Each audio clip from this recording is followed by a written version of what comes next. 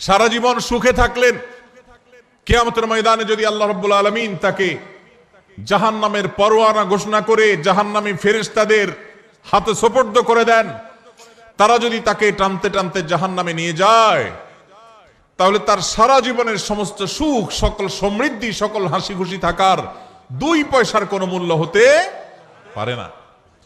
আর এর বিপরীতে সারা জীবন কষ্ট করেছে, নিগৃহীত ছিল, মাজলুম ছিল, নিষ্পেষিত ছিল, হাসি খুশি থাকতে পারে নাই। কিন্তু কিয়ামতের ময়দানে আল্লাহ রাব্বুল আলামিন যদি জান্নাতের পরোয়ানা দিয়ে, সার্টিফিকেট দিয়ে, ঘোষণা দিয়ে আল্লাহ যদি তাকে জান্নাতে প্রবেশ করিয়ে দেন, আল্লাহ বলেছেন ফামান যুহযিহা আনিন নারি ওয়া উদখিলাল জান্নাতা ফাকাদ ফাজ।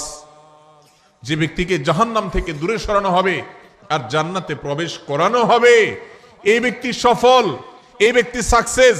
এই সাকসেস আর কখনো ব্যর্থতায় পর্যবসিত হবে না, এই সফলতা কখনো হারিয়ে যাবে না।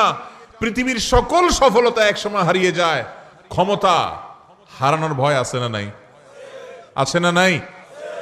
না ক্ষমতা চিরকাল থাকে হাতের কাছে। আমাদের দৃষ্টান্ত দেখার সুযোগ হয়েছে না হয় নাই? নিজের চোখের সামনে এরকম জাজ্জল্যমান উদাহরণ দেখার পরও যদি ঈমান না জাগে, আর কখন জাগবে? ভাইরা আমার, টাকার জৌলস চিরকাল থাকে না শেষ হতে পারে? আমির ফকির হতে দেরি হয়? আল্লাহ চাইলে মুহূর্তের ভিতরে ফকির হয়। দুনিয়াতে মানুষ যত সফলই হোক, যত সাকসেসই হোক, যত সুখী হোক, এক সময় সে সুখ চলে যাওয়ার ভয় আছে। কিন্তু জান্নাতে যদি কেউ একবার প্রবেশ করে যায়, তো আর কখনো কোনো ব্যর্থতা তাকে স্পর্শ করবে। সেই শেষ হাসি সম্পর্কে আল্লাহ বলেছেন ওয়াল আকিবাতু লিত্তাকওয়া। মনে রাখবে, পৃথিবীতে কারোর খেতে ফসলটা ভালো হয়েছে, সে সুখী। কেউ কোনো পাওয়ার পেয়েছে, সে সুখে পেয়ে সুখী। কারোর অর্থকড়ি করতে পেরেছে, সে সুখী। কারোর ব্যবসা ভালো করেছে, সে সুখী। ভালো কথা।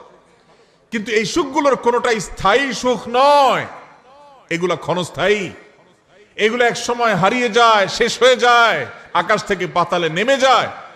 কিন্তু যদি কেউ তাকওয়া অন্তরে ধারণ করে, এই দুনিয়াতে সুখে থাকুক আর দুঃখে থাকুক, শেষ হাসি, চূড়ান্ত খুশি আল্লাহ তাআলা তাকেই দিবে। আল্লাহ তাআলা আমাদের সবাইকে সে মুত্তাকিদের কাতারে শামিল হওয়ার তৌফিক নসিব করুন, বলুন আমিন। ভাইরা আমার, তাহলে মুত্তাকি হওয়ার চেষ্টা করতে হবে। মুত্তাকি হওয়ার